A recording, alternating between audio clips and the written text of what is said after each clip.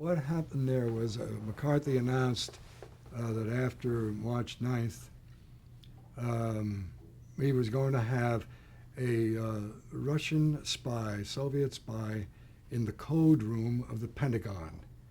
This woman, Annie Lee Moss, and there was a picture of her, a Negro woman, we still said Negro in those days, who did not look particularly menacing or sharp or anything.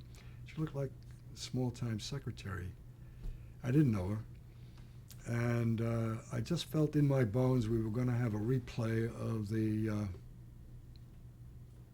Reichstag trial with the Dutchman whose name I gave you before. Vanderloper? Vanderloper? Vanderlubbe, yes, Vanderlubbe, Vanderlubbe, who was a young Dutchman who had been seen around the Reichstag, who may or may not have set fire to it, who may or may not have been a communist, but there was a fire. And many people who looked into it thought that the Nazis had set fire to the building themselves in order to have an issue in 1933 to put an end to the Reichstag, to put an end to the Communist Party, put an end to all liberal organizations, any church organization. That was an issue that, and I thought that McCarthy unwittingly, unknowingly, probably never even heard of Vanderlubbe, was pulling an act with this spy in the code room who was going to rip the whole Pentagon apart. Well, that was, I called for, I said, you got to do her. It was the only time that I insisted. No, we've already done our McCarthy story for the month or for the time.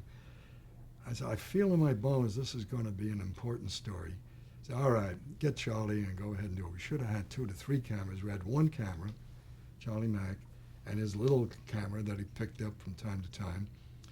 And he and I together, but I will give him full credit for it, were able to construct like a half-hour program of that hearing, which lasted and which devastated McCarthy because the woman, you know, finally when Senator Symington of Missouri said, have you ever heard of Karl Marx? And she said, who that?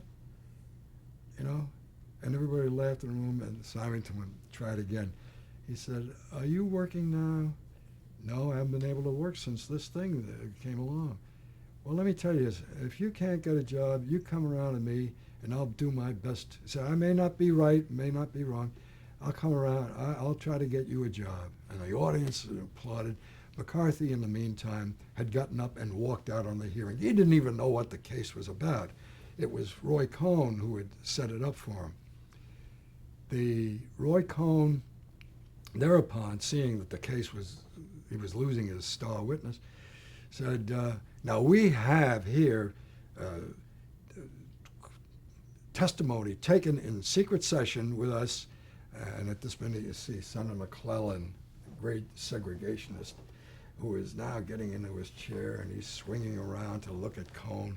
Cohn is going on blithely. We have testimony from Mrs. Marquardt, an FBI agent who had joined the Communist Party in Washington, D.C., that she had the names of 3, of Annie Lee Moss there, and never mind that there were 3 of them in Washington, and that she identifies that Annie Lee Moss as a member of the Communist Party. And Senator McClellan let Cohn have it right across the mouth, especially now that McCarthy wasn't there to defend him. He says, just a minute, we are not going to use testimony in secret session where we don't know what it is in open session, what the contra testimony is. And he said, well, I withhold it.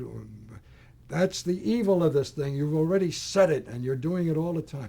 And it was really a declaration of independence by a very reactionary member of the McCarthy committee, happened to be a Democrat, but I think he did it out of a sense of really justice. He was just disgusted with what this committee had done.